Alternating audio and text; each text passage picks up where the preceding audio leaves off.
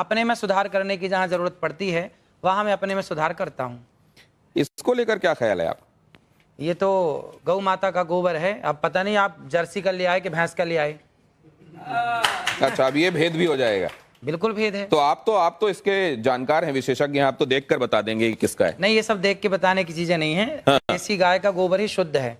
लेकिन ऐसे देखकर पता नहीं चलता? नहीं, ये पता चलता, उसके भी गुण होंगे, पर वो यहाँ पे अब कहाँ लिबर्टी ले आए हम आपके बीच में। तो ये क्या, ये इसको, जैसे अगर कोई शुद्ध आपके जितना जानने वाला नहीं है, उसको शुद्ध के बारे में पता नहीं है, शुद्ध देसी आपने गाय। कहा गोबर का इस्तेमाल करो, हाँ, वो इसका इस्तेमाल क्या सौंदर्य प्रसाधन में कर सकता है? शुद्ध देसी गाय, भैंस का नहीं और जर्सी का नहीं। जर्सी का तो बिल्कुल नहीं, भैंस का तो बिल्कुल नहीं, केवल शुद्ध देसी गाय वेद लक्षणा। उस गाय के गोबर में गुण हैं, उस गाय के गौमूत्र में, अर्क में गुण हैं, सबके मूत्र में गुण नहीं है। नहीं तो अगर इस तरीके से गोबर आपको कहीं मिले तो उसको सौंदर्य प्रसाधन के तौर पर इस्तेमाल नहीं करना चाहिए? ये गोबर खेतों में डाल के खाद बनाने के काम का है, लेकिन जो देशी गाय का गोबर है वह आपके लिए अमृत का। आपने क्या कहा था गोबर के संदर्भ में? क्या आपने इस तरीके के तरीके के भेद बताते हुए कहा था? जरा वो देखते हैं, वो सुनते हैं, एक बार दिखाइए जरा, फिर उसके बाद चर्चा में वापस आता है। आपने कभी गाय के गोबर से अपने मुंह को धुला? नहीं। केमिकल युक्त फेस वॉश आप यूज करते हैं, लेकिन शुद्ध गाय का गोबर, इस गोबर से नहाने से चमड़ी का कोई भी रोग हो, मैं गारंटी लेता हूं, चमड़ी संबंधी कोई भी रोग हो, आप गऊ के शुद्ध देसी गाय के दो गोबर से स्नान करेंगे तो आपका चमड़ी का रोग समाप्त हो जाएगा। इतनी ताकत गोबर में है। देखिए, मैंने कहा, और सिर्फ इतनी बात नहीं है, बांझपन का भी इलाज है ये। तो ये गाय के संदर्भ में आपने कहा, ये बात स्पष्ट है। अब जरा प्रियंका गुप्ता जी ये बताएंगे आपकी कितने बार आपने गोबर से फेशियल किया है, गाय के गोबर से लोगों का? हाँ सर, मैंने तो आज तक, जो मेरी इंडस्ट्री है इसमें मुझे कहीं पे भी पढ़ाया और सिखाया नहीं गया कि गोबर से आप फेशियल कर सकते हो या गोबर से अपनी स्किन को चमका सकते हो। और जैसे कि बाबा जी बता रहे हैं, और अगर ऐसा है तो इसके ऊपर रिसर्च जरूर करना चाहिए। ये अश्विनी जी, आपका कोई इसमें आप एनलाइटन करेंगे क्या? इस तरीके की कोई बात आपके संज्ञान में कभी आई? हाँ, नहीं, as a this thing psychologist मैं बोलूंगा, अगर इन्होंने कहा है तो इनके पास कोई प्रूफ होगा। हाँ, और वो प्रूफ आप सामने लाइए, क्योंकि क्या होता है कि बहुत से लोग जो भी बात करते हैं प्रूफ नहीं, तो अगर आपके पास प्रूफ है लाइए, लोगों को प्रूफ करके दिखाइए। हमारे शास्त्रों में इसका खूब प्रूफ है। नहीं जी, एक मिनट, मैं शास्त्रों की बात यहां नहीं कर रहा, मैं आज के संदर्भ में बात कर रहा हूं। क्या आपने ऐसा कोशिश करी और आपको रिजल्ट मिला? और मिला तो उसको शख्स उनको वापस हम लोगों का एक त्योहार आता है जी, श्रावणी, सुना है आपने? बिल्कुल सुना है। श्रावणी कब आती है? आप बताइए ना, मैं आप सुन रहा हूं आपकी बात सारी। श्रावणी में हमारे यहाँ सारा समाज, ब्राह्मण समाज को ये निर्देश है, शास्त्रों में लिखा, श्रावणी जब होती है तो हमारे यहाँ गोबर से स्नान करने की परंपरा है। अभी श्रावणी में जो आई, उस श्रावणी में हमने खुद, हमारे साथ हजारों ब्राह्मण सबने एक साथ। अनिरुद्धाचार्य जी, एक सेकंड, उनकी एक सेकंड, आप जो कह रहे हैं ना, गोबर का स्नान, कई बार वो किमाच नहीं होती थी जो लोगों के शरीर में लग जाती थी, उसमें नहीं, मैं क्या कह रहा हूं, कई बार विधान है, हो सकता है श्रावणी में भी नहाते, लेकिन इसका सौंदर्य प्रसाधन के तौर पर इस्तेमाल हो सकता है। कोई एम्पेरिकल इसके लिए एविडेंसेस हैं क्या? हाँ, पढ़िए आप शास्त्रों को। अब ये कह रहे हैं शास्त्रों को नहीं, मैं शास्त्रों को आप मानेंगे नहीं। शास्त्र की बात ही कर रहे हैं आज। अरे शास्त्र नए होते नहीं, सब पुराने हैं। देखिए, ऐसा मैं शास्त्र की बात इसलिए नहीं कर रहा, नए थोड़ी होते, कोई हमने थोड़ी लिख दिया शास्त्र। रिस्पेक्ट, शास्त्र में तो बहुत कुछ लिखा है, परंतु आज के संदर्भ में, आज एक मॉडर्न जमाने में, अरे क्या ये चीज होती है? चलिए इससे आगे निकलते हैं। इसका तो ये तो ठीक है कि आप चेहरे पे कुछ और लगा लेंगे, लेकिन जिनको बच्चे ही नहीं हो रहे हैं वो क्यों आईवीएफ क्लिनिक की तरफ जा रहे हैं? जरा ये देखिए क्या कहा अनिरुद्धाचार्य जी ने, जरा देखिए वो, और उसके बाद इस चर्चा पर लौटते हैं। जिसको संतान नहीं होती वो गाय को गेहूं खवाए, और गेहूं जब उसके गोबर से वापस आए तो उसको धुल करके, उसे सुखा करके, उसको पीस करके उस आटे की रोटी बनाकर भगवान को भोग लगाकर, वो रोटी खाने से संतान प्राप्ति होती है। अनिरुद्धाचार्य जी, आप, मैं इस पे बोलूं? आपने ये किस पे एक्सपेरिमेंट किया? खुद पे, दूसरों पे देखा है? आप सुनेंगे आप? हाँ। ऐसा है कि देखिए, आप सैकड़ों डॉक्टरों को दिखाइए, यदि सैकड़ों डॉक्टरों को दिखाने के बाद आपको संतान नहीं हो रही है तो आप तो डॉक्टरों से हार गए, डॉक्टर ने मना कर दिया नहीं हो पाएगा। जब सबसे आप हार गए तो एक एक्सपेरिमेंट कर लेने में क्या बुराई है? आपने रघुवंशम महाकाव्य पढ़ा होगा, महर्षि कालिदास जी ने उसको लिखा है। भगवान राम के जो पूर्वज थे उनका नाम था दिलीप, उनके भी कोई संतान नहीं हो रही थी।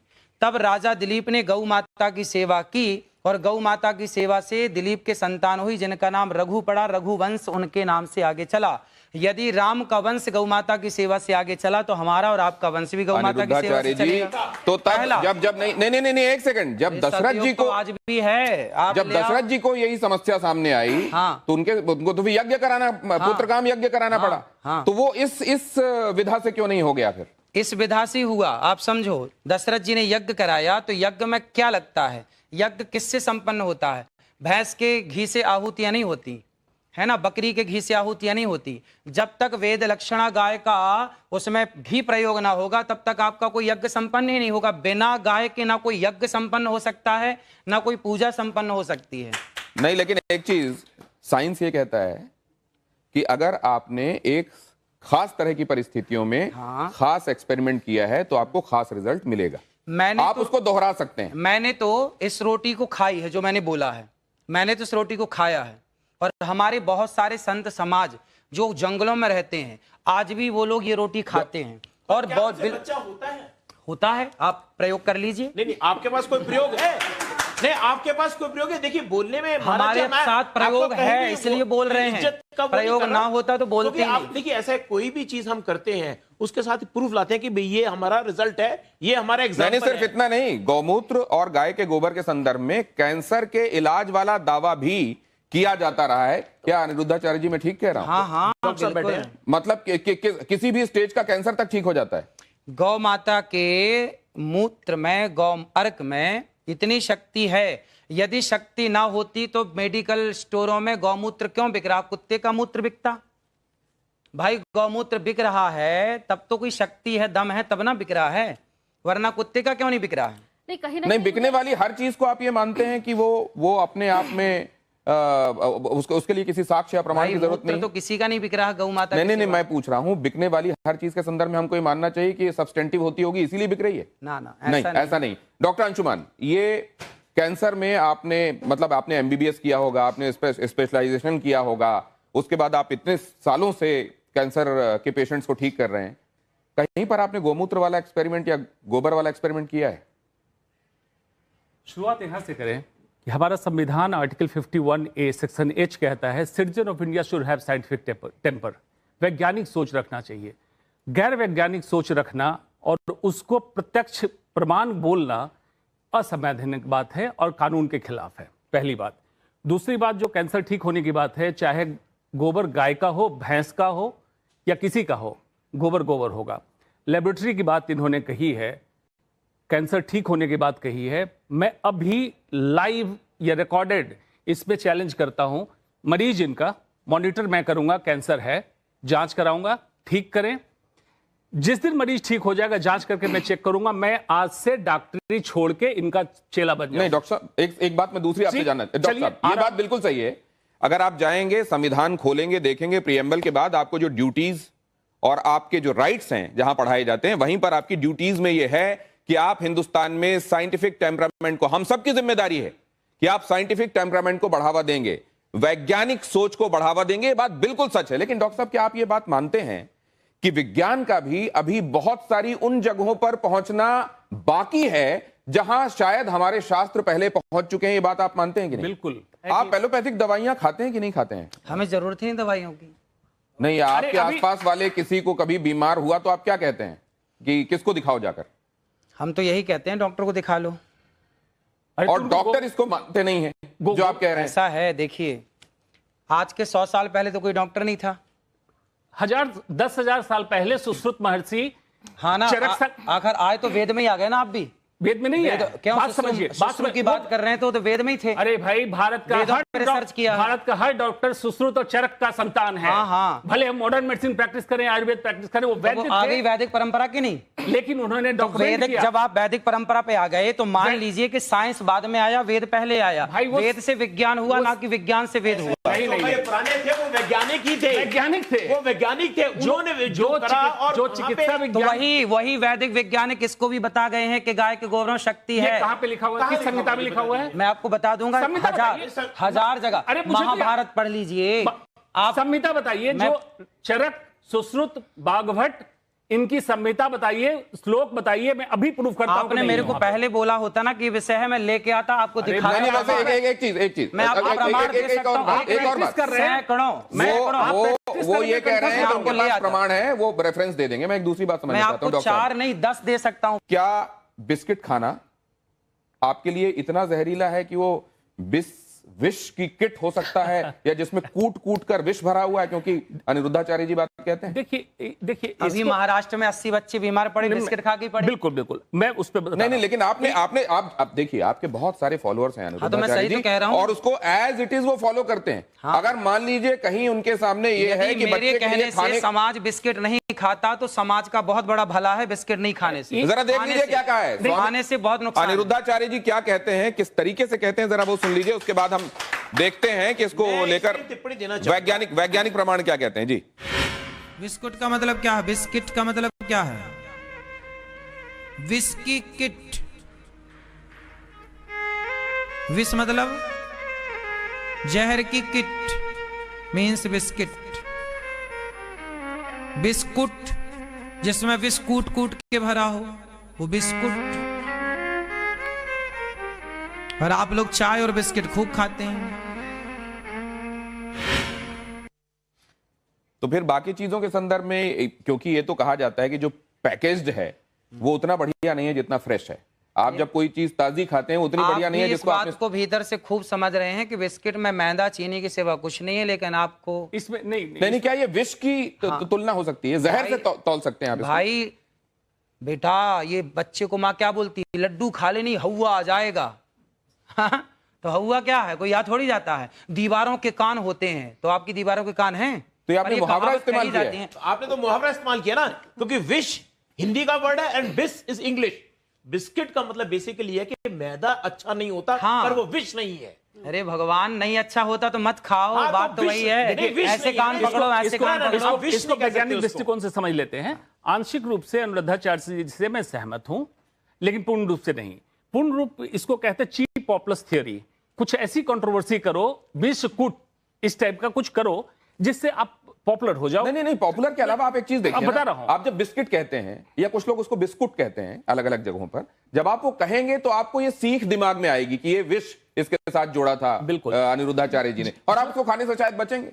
बिल्कुल सही है ना। लेकिन अगर ये ना कह के अनिरुद्धाचार्य जी आप ये कहें कि आप ताजा खाइए, ताजा पकाइए, ताजा खाइए, आप जो डब्बा बंद है, बहुत दिनों से पैकेट में है, उसको मत खाइए, तो ये क्या ये ज्यादा साइंटिफिकली सही नहीं होगा और आप विवादों से भी बचेंगे? आगे की वीडियो में सब तो कहा गया, पर आप सुन कहां रहे हैं? आप तो केवल 5 सेकंड का सुन रहे हैं। आगे तो कुछ भी और भी तो कहा गया है। हम तो 3 घंटे कहते हैं, आप सुनने को कहां तैयार हैं? आप तो सुनो बस वही रहे हैं जो आपको चाहिए। महाराज जी, बात आप एक सेकंड, जो ह्यूमन माइंड होता है ना, एक सेकंड वही पकड़ता है जो वो सुनना चाहता है। अश्विनी जी, मैं दूसरी बात कह रहा हूं, पर हम तो बोलते आगे और भी, हम तो ये बोलते हैं अंकुरित अनाज खाइए। आप मुझे कह सकते हैं आप पूरा नहीं सुनते, आप डॉक्टर साहब को कह सकते हैं, लेकिन जब कई महामंडलेश्वर आपसे आकर पूछने लग जाते हैं कि विज्ञान तो छोड़ो, आप तो शास्त्र में भी एनक्रोच करते हो। आपने बता दिया कि शिव जी जो हैं वो उनके जीजा हो गए कृष्ण। दिखाओ वीडियो कहां? आपने फिर माफी किस चीज की मांगी? भाई कई बार गलती ना होने पे भी माफी मांग लेना समझदारी होती है, ये तो समझो। यदि आपके पास प्रूफ है तो दिखा दीजिए आप। नहीं तो आपने ये कहा नहीं और आपने माफी मांग ली। फिर और इतने हमारे माफी मांगने से समाधान निकल रहा तो निकाल लो ना। कई महामंडलेश्वरों ने जिन्होंने ये कहा, तो समझदारी है। अच्छा, वो जो आपने बात कही थी कि भगवत गीता में राधा जी का नाम जो है, हाँ है भागवत में, आपने उसमें जब उन्होंने माइक छीन लिया और आपसे कहा कि वो तो उनकी विचारधारा है, तो आप उनको गुरुजी करके मनाते रहे। भाई वो तो मेरे गुरु तुल्य, आप भी मेरे गुरु तुल्य हैं, इसमें क्या है? नहीं तो अगर मैं गलत कह रहा हूं, है वो गलत नहीं है, मेरा पक्ष गलत नहीं है। मैं कैसे मान लूं कि पक्ष गलत? भाव सुनिए, भावग्राही जनार्दना। बच्चा रोटी कहता है और एक छोटा बच्चा तोती कहता है, तो क्या बच्चे का तोती कहना गलत है? भाई ये तो समझदार के लिए सारा है ना, कोई रोटी मांग रहा है तो आप समझदार हैं। लिखा शास्त्रों, भावग्राही जनार्दना, भगवान भाव के भूखे हैं ना कि वस्तु के भूखे। शब्दावली, व्याकरण, शब्दावली ये आपके और हमारे बीच में हो सकता है, पर भगवान के बीच में भाव है ना, इसीलिए वहां पर राधा शब्द है। आप पढ़ेंगे तो राधा ही आएगा। अब आपने उसमें एक बात और कह दी कि द्रौपदी हो या सीता हो, वो सौंदर्य उनका इतना ज्यादा था, सुंदर इतनी ज्यादा। ने कहा, मैं थोड़ा सा नहीं, एक सेकंड, चाणक्य ये कहा क्या गया, अगर वो वीडियो हमारे पास है तो प्लीज दिखाइए, जिसमें ये बात कही गई कि सीता जी और द्रौपदी, इनके साथ जो समस्या हुई, एक को रावण जो है उनको हरण करके ले गया, दूसरा आपने देखा कि क्या किया दुशासन ने उनके साथ।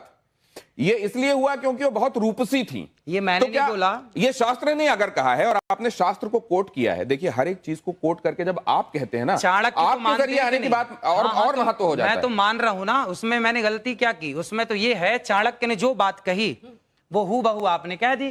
भाई मैं तो सुनिए, मैं तो देखिए पढ़ता हूं, मुंशी प्रेमचंद्र को भी पढ़ता हूं, मैं तो भगवत गीता भी पढ़ता हूं, रामचरितमानस भी पढ़ता हूं, रामायण भी पढ़ता हूं, और मैं न्यूज भी देखता हूं। हाँ।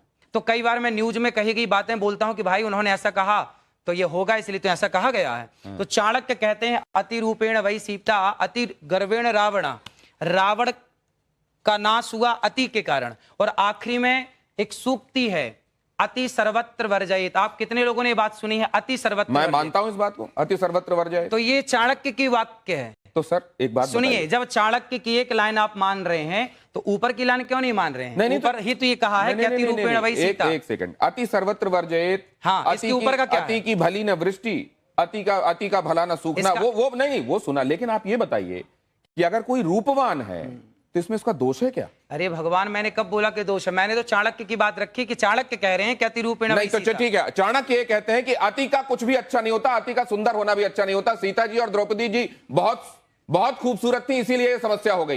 एक बार जरा ये सुनिए क्या कहा अनिरुद्धाचार्य जी ने और मानवी तनेजा, उसके बाद आपका सवाल। बताओ, स्त्रियों को श्रृंगार क्यों दिया गया?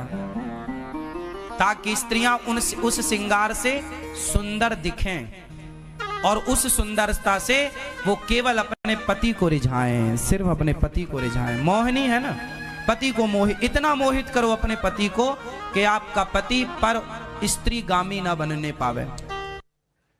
मतलब कि अगर कोई परिस्त्रीगामी हो रहा है तो उसमें भी बेचारी पत्नी का दोष ना। पत्नी इतना श्रृंगार करे, देखिए हमने कहा श्रृंगार करो पति के लिए, इतना प्यार करो पति से, इतना पति को अपने वश में रखो कि वो पराई स्त्री का गमन ना करे। अच्छी तो कहा मैंने, क्या बुरा है इसमें? और उसे भी बुराई ढूंढेंगे आप। बीमार हो या उनको कोई रोग हो, बेड पे हो, जो श्रृंगार ना कर पा रही हो, तो पति उसकी सेवा तो करे। उनका पति उनको छोड़ के चला जाए किसी और स्त्री तो को आप देखे। अपने से बोल रही हैं, हमने तो बोला नहीं। नहीं मतलब इसका मीनिंग तो यही हुआ ना कि या तो श्रृंगार निकाल लो। एक सेकंड, सिर्फ इतना नहीं, वो मजबूर नहीं है, बेड पे नहीं है, उसको घर में बहुत सारे काम हैं, सास ससुर की भी सेवा करनी है, बच्चे भी पालने हैं। अगर इसमें साज श्रृंगार का उसको वक्त ना मिल पाए तो पति को इस बात की छूट मिल जाती है कि ठीक है फिर चलिए बाहर। पर नारी पैनी छुरी तीन तरफ से खाए, धन हरे यौवन हरे और घोर नरक ले जाए। पराई नारी से बच के रहना चाहिए कुल मिला के। मानवी जी से अभी तक बात ही नहीं हो पाई है, सौंदर्य पर कम से कम टिप्पणी का उनको हक जाता है, वो मॉडल भी रही हैं। मतलब किसी के साथ अगर कोई बहुत रूपसी है और उसके साथ कुछ अनहोनी हो जाए तो दूसरे वाले को ये कहीं से उद्धृत करने का भी एक मौका मिल सकता है कि देखिए वहां पर अमुक जगह ये कहा गया है कि उनके लिए भी सौंदर्य समस्या बन गया था, तो आपके लिए हो सकता है बन गया। नहीं देखिए, मैं तो ये बोलना चाहती हूँ कि मुझे चिंता का विषय क्या है कि इनके बहुत ज्यादा फॉलोअर्स हैं और जिस हिसाब से ये अपना टिप्पणी देते हैं या जिस हिसाब से ये सलाह देते हैं अपने फॉलोअर्स को, तो ये जो अनभक्त है उनको फॉलो करते हैं, तो समाज को ये कहाँ लेके जा रहे हैं, उस चीज की मुझे बहुत चिंता है। दूसरी बात, ये कहते हैं गाय के गोबर से आप फेशियल करें या आप उसका सेवन करें, तो आचार्य जी के हिसाब से तो डर्मेटोलॉजिस्ट नहीं होने चाहिए, स्किन स्पेशलिस्ट होना नहीं चाहिए, क्योंकि वो सारे के सारे इन्हीं के पास आए। इनके हिसाब से कोई कैंसर का डॉक्टर नहीं होना बात आप कह रही हैं, ये क्यों कह रही हैं बताता हूं मैं। क्योंकि आपने सिर्फ ये नहीं कहा कि गाय के गोबर का इस्तेमाल करोगे, तो आपने ये कहा कि मैं गारंटी देता हूं, मैं गारंटी देता हूं कि त्वचा के समस्त रोग नष्ट हो जाएंगे। और उनका कोई प्रूफ नहीं है, तो इसका मतलब सारे डॉक्टर्स को छोड़ के सारी की सारी महिलाओं को आपके पास आना चाहिए। कहीं ना कहीं आपकी बात में सच्चाई नहीं है, इसीलिए कोई महिला आपके पास नहीं आई है। जवाब लीजिए ना, जवाब लीजिए। देखो ऐसा है, ये सारी बातें जो हम कह रहे हैं ना, ये अभी आप लोगों की समझ के परे हैं। जब आप शास्त्रों को पढ़ेंगे, सत्संग करेंगे, गाय के बारे में रिसर्च करिए, गाय के बारे में थोड़ा जानिए। भी नहीं होना चाहिए। गाय को आप जानते हैं, जो डॉक्टर गाय के बारे में क्या जानते हैं? तो गर्भ होने के लिए और इतनी बड़ी विडंबना है कि हम अपने भारत देश में बैठकर जिस देश में मैया भागवत जी में लिखा, आप अभी मांग रहे थे ना, भागवत जी में लिखा है, मैं आपको दिखा सकता हूं प्रूफ। जब भगवान श्री कृष्ण को पूतना लेकर के गई और भगवान ने पूतना को मारा, उस प्रसंग में 10वें अध्याय में यह लिखा है कि मैया यशोदा ने कन्हैया को गौ माता के गोबर से स्नान कराया, लिखा है ऑन रिकॉर्ड।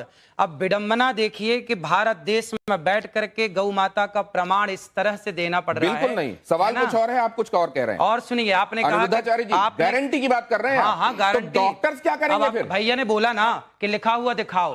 भागवत जी ले आइए, यदि आपके पास स्टूडियो में हो तो मैं लिखा हुआ दिखा दूं। बात कर लेते हैं, पहले मैं एक बार दे दूं आपकी बात का। इन्होंने कहा लिखा, आप ले आइए, आपके पास भागवत जी हो, भागवत जी के 10वां स्कंद खोल लीजिएगा और 6वां 7वां अध्याय खोल लीजिएगा। मैया यशोदा कन्हैया को इससे गोबर से स्नान कराती है, भागवत जी में लिखा है। दूसरा, आपने कहा कि गाय के गोबर में गेहूं है, उस गेहूं को खाने से बच्चा पैदा होगा। अरे भाई, एक बात तो समझिए, ये मॉडल जमाने के लोग बैठे हैं, आप भी मॉडल जमाने के हैं।